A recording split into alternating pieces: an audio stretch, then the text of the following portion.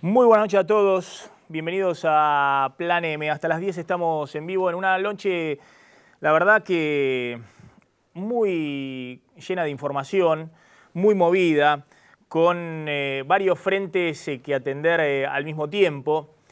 Ahora vamos a ir a Rosario para ver qué está pasando allá con las tareas de rescate que todavía continúan y una situación, la verdad, dramática que se sigue viviendo en la sociedad rosarina.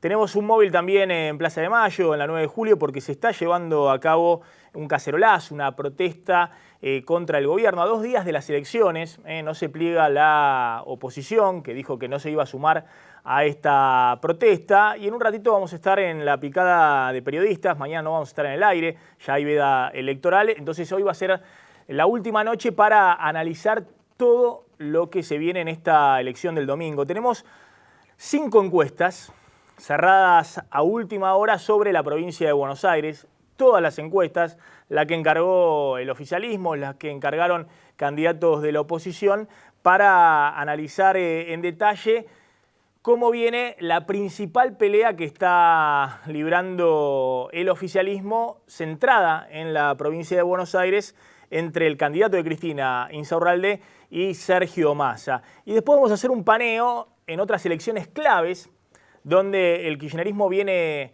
corriéndola bastante de atrás, pero es clave para decidir qué va a pasar en todo el país, saber qué va a pasar en Santa Fe, qué va a pasar en Córdoba, en Mendoza y, por supuesto, además de la ciudad de Buenos Aires, en Santa Cruz, por una cuestión elemental, desde el 2013 gobierna el matrimonio Kirchner de Santa Cruz. A ver, estamos en línea con Pablo Feldman, que es periodista, editor de Rosario 12. Pablo, buenas noches, está en Rosario. ¿Qué tal, Maximiliano? ¿Cómo estás? Buenas noches. Pablo, resumime cuál es la situación en este momento en Rosario, qué está pasando, hacia dónde apunta la investigación judicial por la explosión del edificio. Bueno, mientras los rescatistas siguen trabajando incansablemente con tandas que se van renovando cada 2 horas, las novedades en la justicia son las que se conocieron en las últimas horas, finalizadas las declaraciones del gasista y de su ayudante. La, por el momento, descartada versión de un cambio de carátula sigue siendo estrago culposo. La posibilidad, no inmediata, pero sí desde el punto de vista de lo que se acredita en el expediente, de conceder la libertad provisional tanto al gasista como a su ayudante, y la participación en cuanto a incorporar declaraciones, testimonios y documentos de la empresa Litoral Gas, con una cuota de responsabilidad que el juez en alguna medida sugirió como importante, ¿no? Dijo, no se trata únicamente de investigar lo que pasó ese día en el momento de la explosión, sino lo que venía ocurriendo antes, y eso está relacionado con denuncias que había recibido la empresa, con llamados telefónicos, con participación de algunas cuadrillas en días anteriores, y con algunas otras cosas que están relacionadas con lo estructural en cuanto al funcionamiento, como el desmonte en su momento de las llaves que obturaban la circulación de gas en unas cuadrículas que podrían haber cerrado, como te decía en otro momento, el suministro de gas a esa zona en 20 minutos o media hora, una vez desatado el incendio, y estuvimos 3 horas y media viendo cómo las llamas consumían el edificio, imposibilitaban el acceso de los bomberos y las tareas de rescate, ¿no? Desde el punto de vista judicial, eso es lo que se sabe hasta el momento.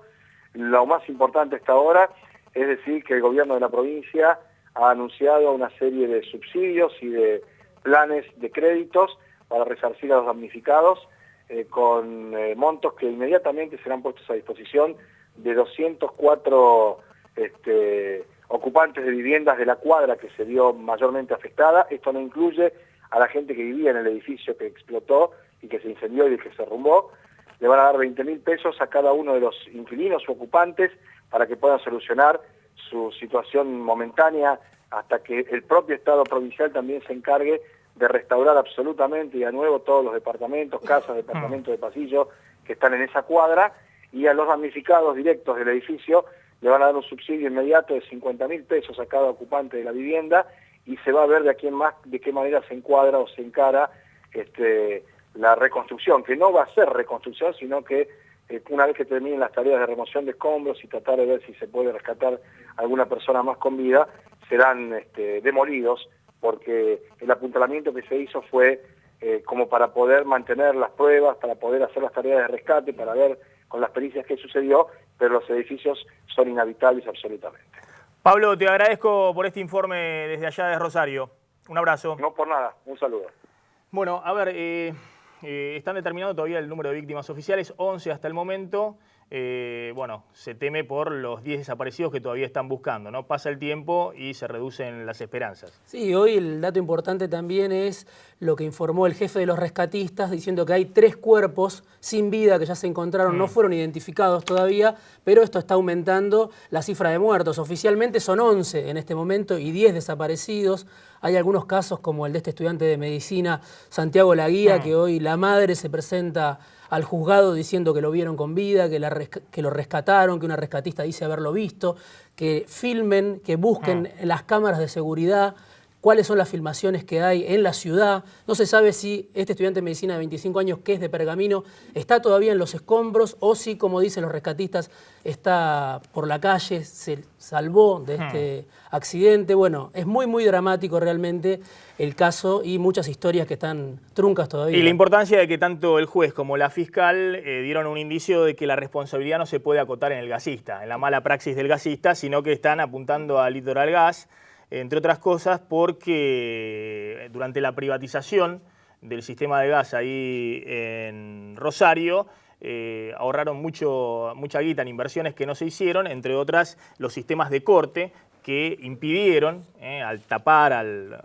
ocluir esos sistemas de corte cada 10 manzanas, impidieron que se pudiera cortar el suministro de gas de manera expeditiva y estuvieron durante 3 horas y media los rescatistas trabajando en conjunto con una llamarada impresionante que obviamente atentaba contra la posibilidad de encontrar a más sobrevivientes. Sí, un poco es lo que dice también Pablo Feldman en cuanto a que el gasista y su ayudante estarían por recuperar la libertad en cualquier momento y que se empieza a apuntar cada vez más a la responsabilidad de la empresa. Mirá, si todo se reduce, semejante tragedia se reduce a que un tipo le puso mal con la Pico del Oro o con la llave inglesa y explota el edificio, hay que ver qué hay atrás, ¿no? Hay que ver qué hay atrás, las inversiones que no se hicieron, qué pasó en el sistema de gas en la ciudad de Rosario. La fiscal Argüelles dice es un error del gasista. Una cosa es un error y otra cosa es una política que tiene que ver con la empresa de los últimos, por lo menos, meses. Estamos teniendo imágenes de Plaza de Mayo. Ahí está teniendo lugar lo que se había convocado en las redes sociales como el 8A. El 8A, una convocatoria a un cacerolazo de neto tinte opositor, crítico al gobierno, que a último momento, por parte de los dirigentes de la oposición, todos, desde el macrismo hasta el socialismo, pasando por los sectores vinculados a Elisa Carrió, de Narváez, Margarita Stolbizer, dijeron que no se iban a plegar, o Ricardo Gil Lavedra, el radicalismo, que no se iban a plegar. La dirigencia política considera que a 2 días de las elecciones la forma de expresar el descontento contra un gobierno, este o cualquier otro, es a través del voto. Así se juega en la democracia, si bien la manifestación es un mecanismo legítimo cuando no tenés la posibilidad de votar, del tiqui-tiqui en la urna. Pero estás a 2 días del tiqui-tiqui en la urna. Y el otro elemento era que se levantaron todos los cierres de campaña de todas las fuerzas políticas y eso hacía también pensar que se iba a levantar esta manifestación. Pero bueno, hay que ver qué está pasando también en Rosario, en Capital Federal hay gente en la calle. En Rosario se decía que iban a marchar con velas ligando la protesta con el accidente y la explosión de la calle Oroño, pero me parece que en Rosario es donde menos repercusión está teniendo, por lo menos por las cámaras, lo que estamos viendo en este momento. Melissa Zurita, buenas noches. Maxi, muy buenas noches, el gusto en saludarte. Estamos ubicados exactamente en Avenida de Mayo y Bolívar. Muchísima menos gente que en la última manifestación. Están aquí presentes con algunas pancartas, banderas, bueno, toda en referencia, en oposición al gobierno. Y como vos bien decías, será que esta manifestación no tuvo amplia convocatoria, dado que falta muy poquito para las elecciones primarias obligatorias, y es por eso que la gente, digamos que ha decidido, muy poca gente, venir aquí a la Plaza de Mayo. Se concentraron en primera instancia en el Obelisco y luego las columnas vinieron por Diagonal Norte, por Diagonal Sur. Está Raúl Castel presente, liderando una columna de opositores aquí, cantando el himno, bueno, manifestándose aquí en la Plaza de Mayo, pero reiteramos, ustedes lo pueden ver en las imágenes, que hay muchísima menos gente que en la última manifestación, Maxi. Gracias, Melissa. Sí, hay menos gente que en la última manifestación. De todas maneras, hoy la capacidad de movilizar en la calle de cualquier sector político, salvo el kirchnerismo, que tiene un mecanismo ahí bastante aceitado de movilización, es bastante exigua. Y en este caso, bueno, uno ve poca gente en comparación a las mega manifestaciones del año pasado, pero hay gente en la 9 de julio y también estoy viendo gente en la Plaza de Mayo. No podemos tener una perspectiva desde acá. Pero, insisto, ahora lo vamos a charlar con los colegas, con los periodistas invitados esta noche. Me parece que a 2 días de las elecciones la forma de mostrar el descontento es con el voto. ¿Qué está pasando con el voto y con las encuestas? Vamos a mostrar las últimas encuestas que hay y son los últimos minutos para mostrar encuestas porque a partir de mañana está la veda electoral y ya no se pueden publicar sondeos.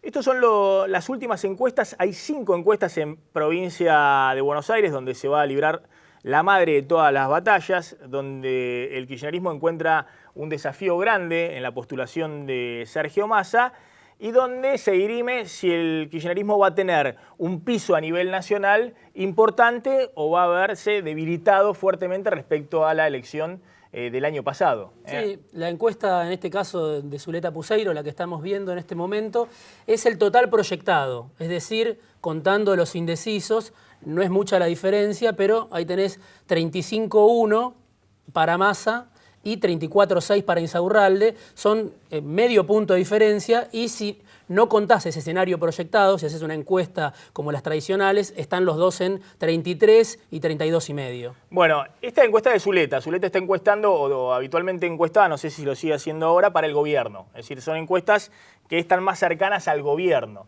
Igualmente lo que muestran es este fenómeno en el que todos coinciden, fortísima polarización entre Massa e Insaurralde. Y lejísimos, sin chances en esta elección, Margarita Stolbizer y Francisco de Narváez. Entonces, la pregunta es si esta polarización muy fuerte no termina jugando un voto útil anti-kirchnerista, porque todo lo que queda acá abajo no vota a Insaurralde, al candidato de Cristina. Si parte de esto, este domingo o en octubre no va acá, no va a Massa.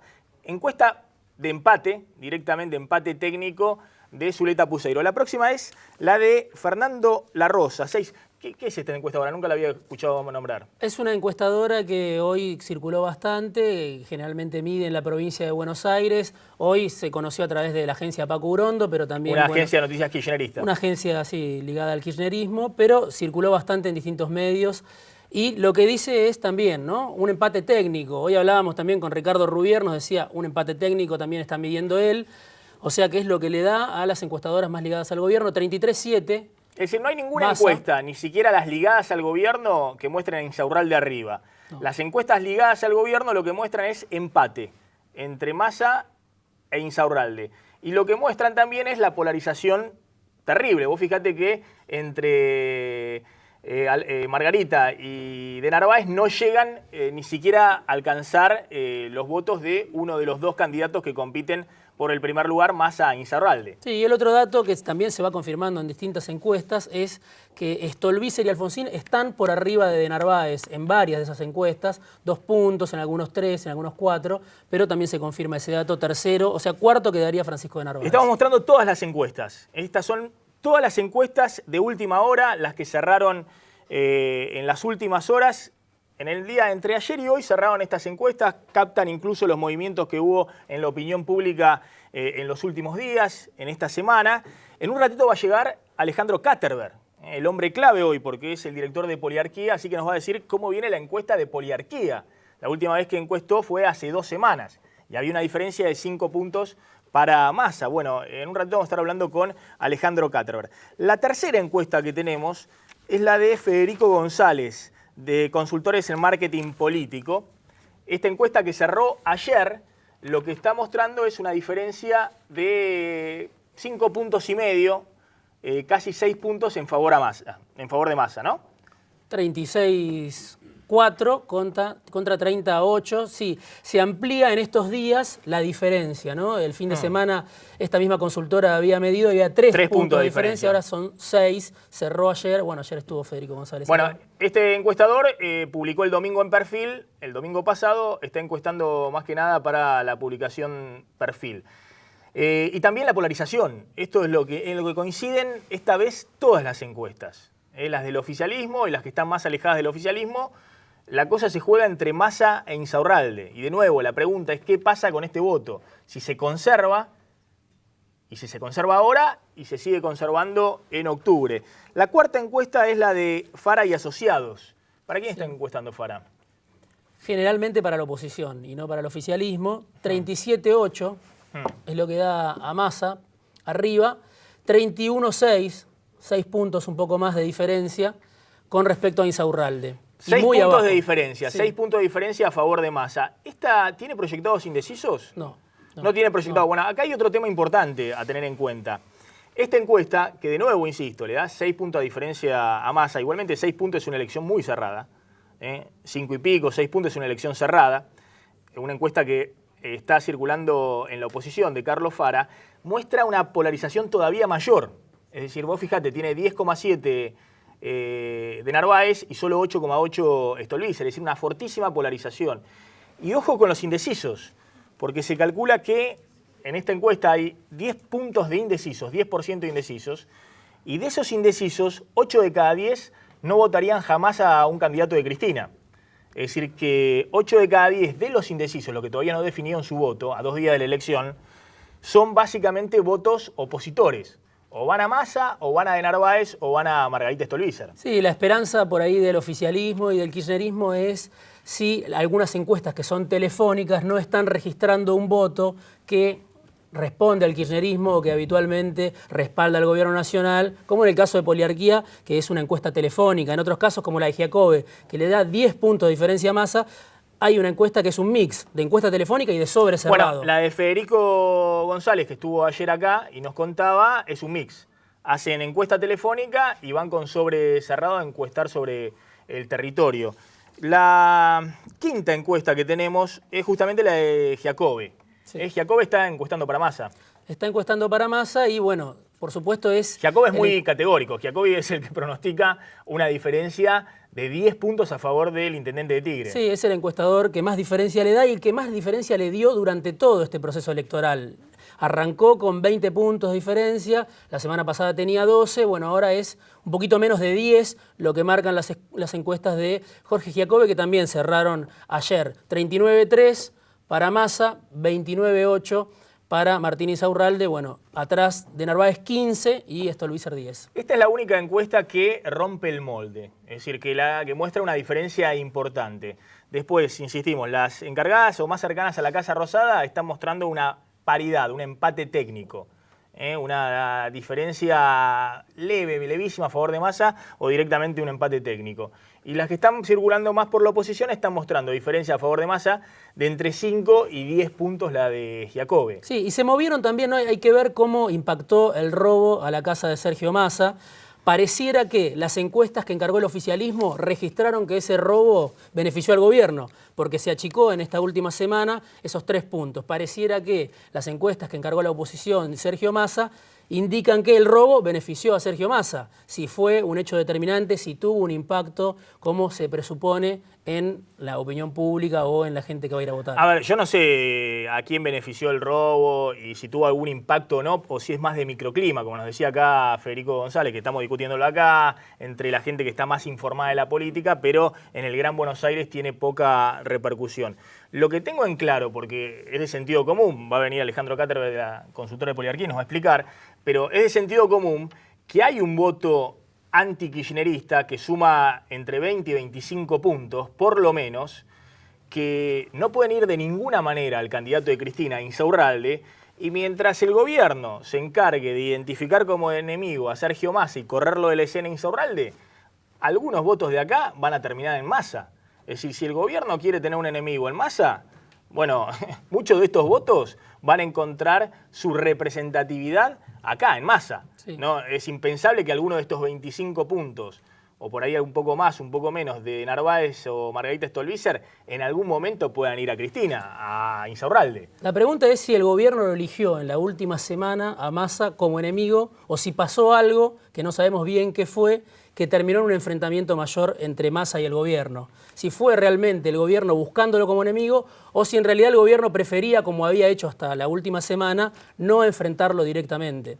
Mira, hoy me decían en una clave ahí en los corrillos políticos, que es clave qué está pasando en la tercera sección electoral, donde Massa está más débil, ¿no? Gana por mucha diferencia en la primera sección electoral, es toda la de los partidos de la zona norte, donde no solamente está Tigre o Escobar o Pilar, sino también lo ayudan sus aliados del PRO. Está Jorge Macri en Vicente López, Gustavo Pose en San Isidro. Bueno, de toda esa sección hay una gran diferencia a favor de Massa.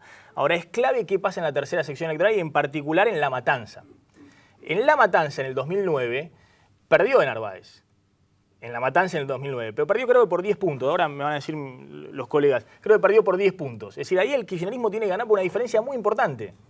Bueno, ¿qué están marcando las encuestas ahí en La Matanza? Ese es el gran interrogante. Hay quienes dicen que han hecho algunos relevamientos que no se han publicado, que está pareja la cosa en La Matanza. Es decir, que está pareja. Si esto es así, le va a ser difícil al kirchnerismo revertir en el resto del Gran Buenos Aires y en el resto de la provincia. Si el kirchnerismo saca una ventaja de 10, 20 puntos en La Matanza, bueno, ahí se hace una elección muy pareja, incluso con posibilidades de ganar de Insaurralde. Sí, los números generales lo que dicen y lo que muestran es que el conurbano está parejo. Así como Massa tiene la primera sección electoral donde es muy fuerte, el kirchnerismo tiene un peso mayor en la tercera sección electoral. La diferencia de Massa es el interior, ¿no?